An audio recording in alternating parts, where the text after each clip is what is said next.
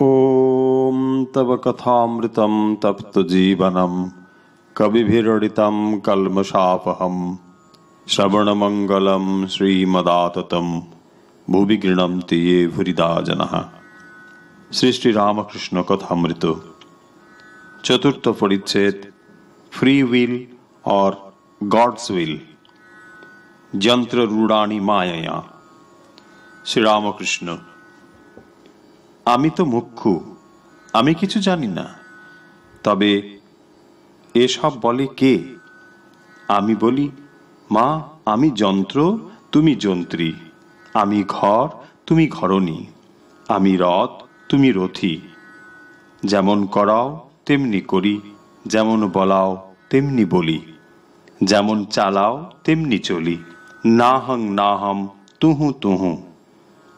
তাঁরই জয়, আমি তো কেবল যন্ত্রমাত্র। শ্রীমতী যখন সহস্রধারা কলসি লয়ে যাচ্ছিলেন, জল একটুও পড়ে নাই। সকলে তার প্রশংসা করতে লাগল, এমন সতী হবে না। তখন শ্রীমতী বললেন, তোমরা আমার জয় কেন দাও? বলো কৃষ্ণের জয়, কৃষ্ণের জয়। আমি তার দাসী মাত্র। ওই অবস্থায় ভাবে বিজয়ের বুকে পা দিলুম। এদিকে তো বিজয়কে এত ভক্তি করি, সেই বিজয়ের গায়ে পা দিলুম। তার কি বলো দেখি? ডাক্তার, তারপর সাবধান হওয়া উচিত। শ্রী রামকৃষ্ণ হাত জোড় করে, আমি কি করব? সেই অবস্থাটা এলে বেহুশ হয়ে যাই। কি করি কিছুই জানতে পারি না। ডাক্তার, সাবধান হওয়া উচিত। হাত জোড় করলে কি হবে? শ্রী রামকৃষ্ণ, তখন কি আমি কিছু করতে পারি? তবে তুমি আমার অবস্থা কি মনে করো? যদি ঢং মনে করো, তাহলে তোমার সায়েন্স মায়েন্স সব ছাই পড়েছ। ডাক্তার, মহাশয়, যদি ঢং মনে করি তাহলে কি এত আসি? এই দেখো, সব কাজ ফেলে এখানে আসি। কত রোগীর বাড়ি যেতে পারি না, এখানে এসে ৬-৭ ঘন্টা ধরে থাকি।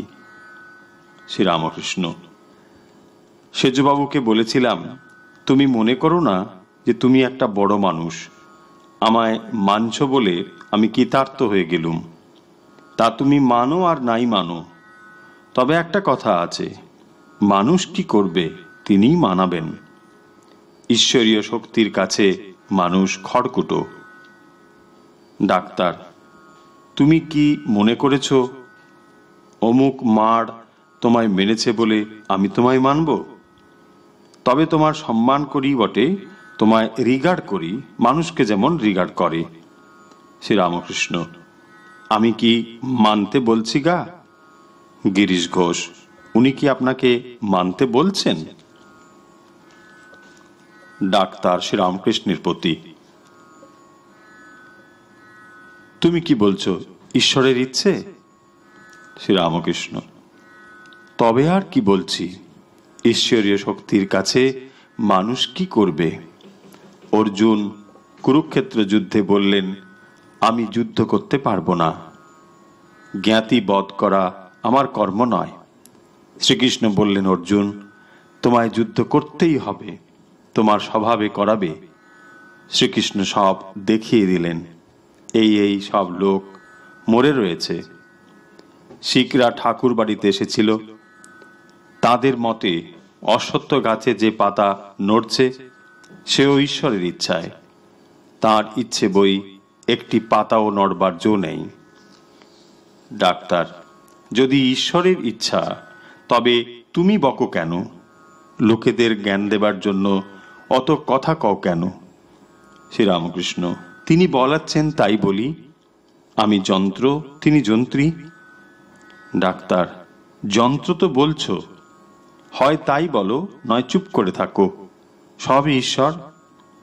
গিরিশ, মশাই যা মনে করুন, কিন্তু তিনি করান তাই করি। A single step against the Almighty will. তাঁর ইচ্ছার প্রতিকূলে এক পা কেউ যেতে পারে? ডাক্তার, ফ্রি উইল তিনি দিয়েছেন তো। আমি মনে করলে ঈশ্বর চিন্তা করতে পারি, আবার না করলে না করতে পারি। গিরিশ, আপনার ঈশ্বর চিন্তা বা অন্য কোনো সৎ কাজ ভালো লাগে বলে করেন। আপনি করেন না, সেই ভালো লাগাটা করায়। ডাক্তার, কেন? আমি কর্তব্য কর্ম বলে করি।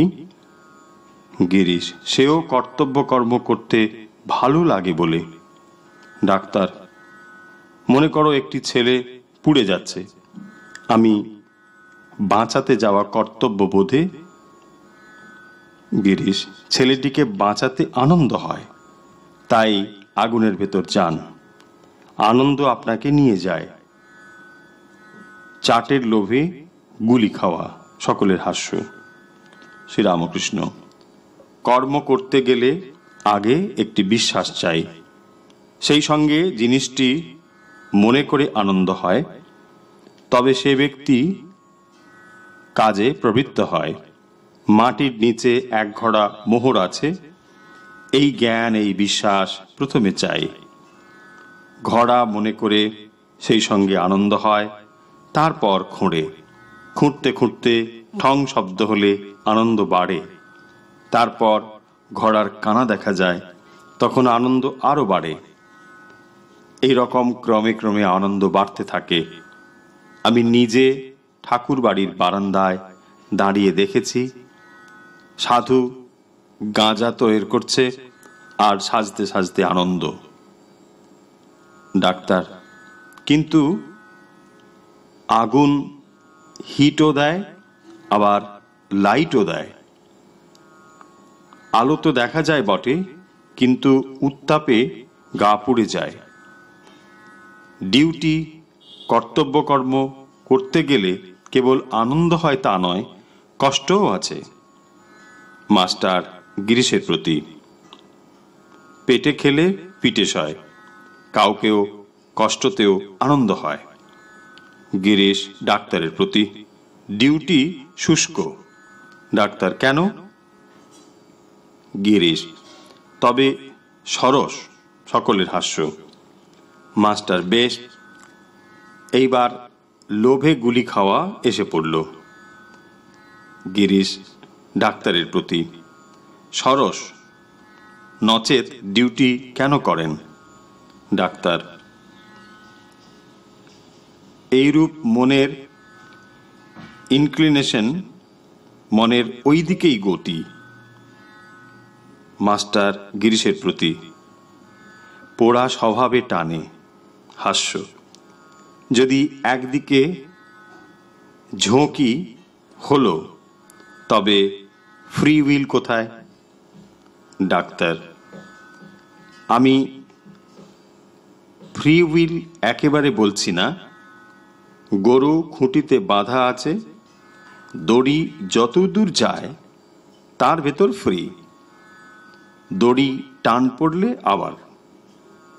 শ্রীরামকৃষ্ণ, এই উপমা যদু মল্লিকও বলেছিল।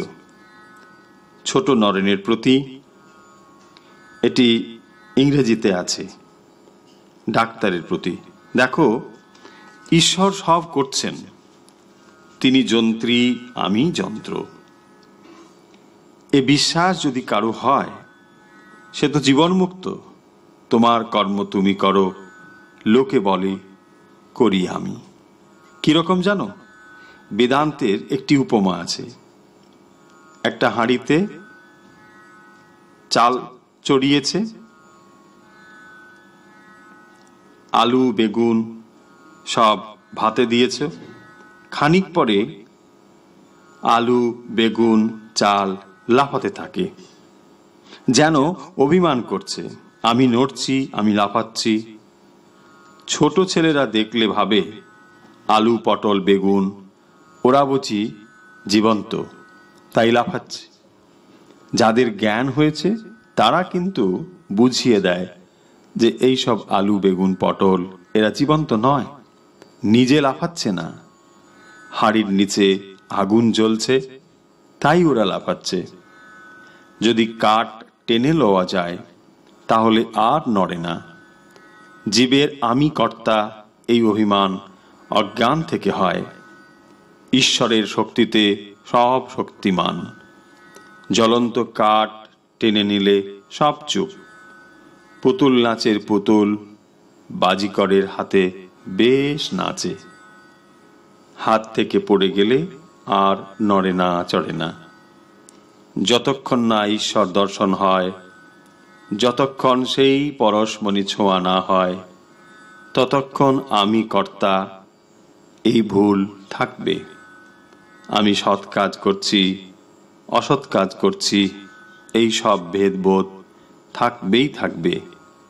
এ ভেদবোধ তাঁরই মায়া, তাঁর মায়ার সংসার চালাবার জন্যে বন্দোবস্ত। বিদ্যা মায়া আশ্রয় করলে, সৎ পথ ধরলে তাকে লাভ করা যায়। যে লাভ করে, যে ঈশ্বরকে দর্শন করে, সেই মায়া পার হয়ে যেতে পারে। তিনি একমাত্র কর্তা আর আমি অকর্তা। এ বিশ্বাস যার, সেই জীবন মুক্ত। এ কথা কেশব সেনকে বলেছিলাম। গিরিশ, ফ্রি উইল কেমন করে আপনি জানলেন? ডাক্তার, রিজন, বিচারের দ্বারা নয়। I feel it. Girish, then I and others feel it to be the reverse. আমরা সকলে ঠিক উল্টো বোধ করি যে আমরা পরতন্ত্র। সকলের হাস্য। ডাক্তার, ডিউটির ভেতর দুটো এলিমেন্ট।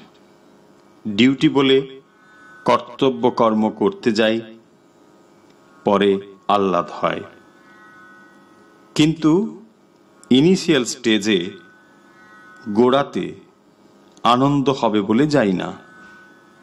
ছেলেবেলায় দেখতুম পুরুত সন্দেশে পিঁপড়ে হলে বড় ভাবিত হতো। পুরুতের প্রথমেই সন্দেশ চিন্তা করে আনন্দ হয় না। হাস্য। প্রথমে বড় ভাবনা, মাস্টার স্বগত। পরে আনন্দ কি সঙ্গে সঙ্গে মনে করে আনন্দ হয় বলা কঠিন। আনন্দের জোরে কার্য করে, ফ্রি উইল কোথায়? ওম নিরঞ্জনম নিত্যম অনন্তরূপম ভক্তানুকম্পাদিত বিগ্রহম বৈ ঈশাবতারম পরমেশ্বমীড্যম।